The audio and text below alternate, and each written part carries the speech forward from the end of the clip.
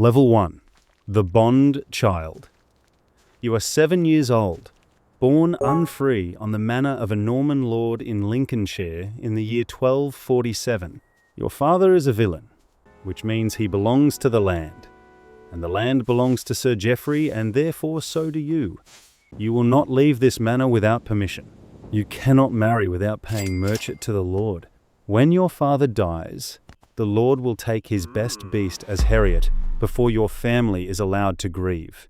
You learn these words before you learn your letters, which you will never learn anyway. You spend your days scaring crows from the Lord's demesne for a crust of black bread. You are told this is the order God made. You believe it, because everyone you have ever met believes it. Level 2. The Boon Worker. You are 14. You owe the Lord 3 days a week of labour on his fields, and additional boon days at harvest. And you must grind your grain at his mill and pay the multure, which is 1/16 of your flour. You notice something the other boys do not. You notice that the reeve, a villain like you, lives in a house with 2 rooms. You notice that the miller, also unfree, eats meat on Wednesdays. You begin to understand that even inside this cage, there are gradations. You start saving the halfpennies you earn at the harvest fair. You hide them in a clay pot beneath the hearthstone. By Michaelmas, you have 11 of them. You do not tell your father. Level 3. The Customary Tenant. You are 19. Your father is dead of the lung rot, and you have inherited his vergate, which is 30 acres of strip land scattered across 3 open fields. You owe the Lord 12 silver pennies a year in cash rent, plus week work, plus tollage when he demands it, plus pannage for your pigs in his woods. You marry a girl named Alice from the next village, paying 2 shillings of merchet for the privilege. You begin to do something dangerous. You begin to keep accounts in your head. You know which strips yield best.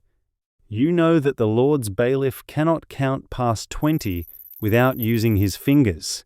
You begin, very quietly, to grow rich. Level 4. The Manumitted Man. You are 28.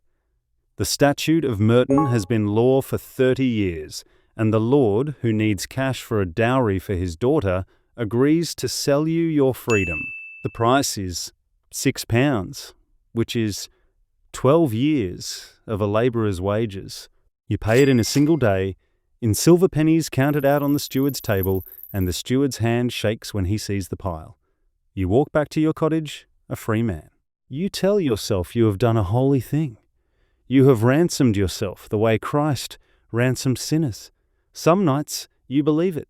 Some nights you lie awake wondering what kind of God built a world where a man must buy his own body. Level 5. The Wool Grower. You are 35. The Cistercians at Revesby Abbey are paying 9 shillings a sack for fleece, and the Flemish merchants at the Boston Fair are paying 11. You have 80 sheep. You hire 2 younger villains from your old manor to shepherd them, paying them 2 pence a day, which is more than the Lord pays, which is why they come. The bailiff hates you.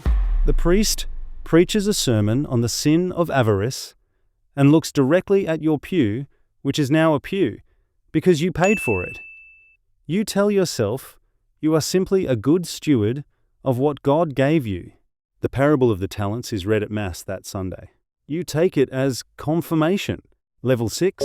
The Moneylender. You are 42. The statute of the jury has driven the Jewish lenders out of the county, and the Lombards have not yet arrived in Lincolnshire.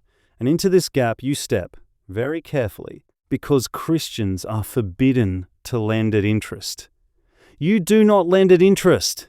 You sell wool forward at a discount, which is the same thing dressed in different clothes. You hold the Lord's neighbour's plough team as security against a debt of 40 shillings. When he cannot pay, the team becomes yours. You now own more oxen than the man who, when you were a child, could have ordered you flogged.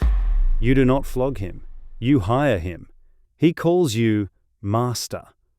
The word does not feel the way you thought it would. Level 7. The Engrosser. You are 49. You hold the leases on 3 vergets beyond your own, which is illegal under the custom of the manor, so you hold them in the names of cousins and a brother-in-law and a man who owes you so much money he cannot refuse. You are what the chroniclers will later call an engrosser, a man who consolidates strips into farms.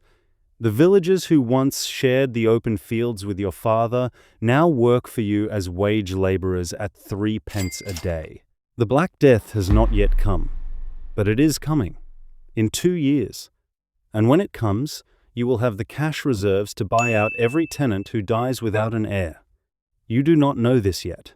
You only know that the harvest of 1,347 was good. Level 8, the Franklin. You are 56.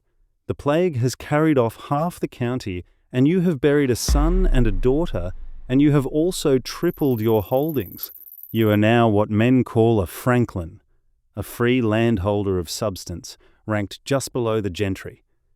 You have a hall house with a glazed window, which costs £3 for the glass alone.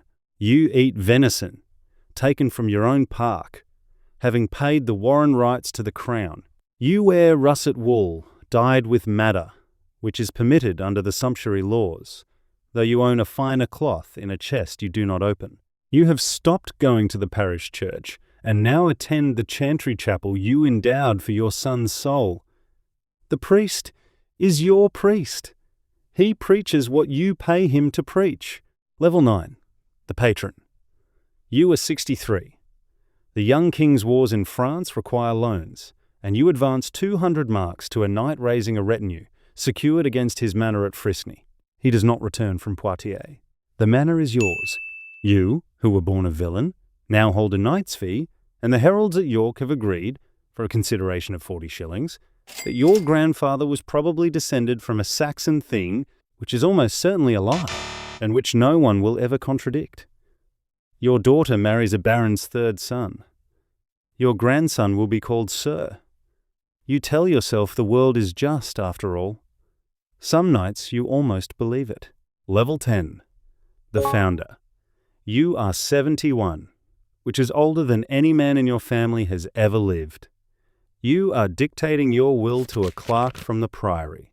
You leave £40 for masses to be sung for your soul in perpetuity, which the chantry priest assures you is sufficient to shorten your time in purgatory by several centuries. You leave the manor to your eldest grandson, who has never held a plough and who speaks French at table, and who looks at the villains on his land the way Sir Geoffrey once looked at your father. You watch him from the window of the hall you built. You do not know what you feel.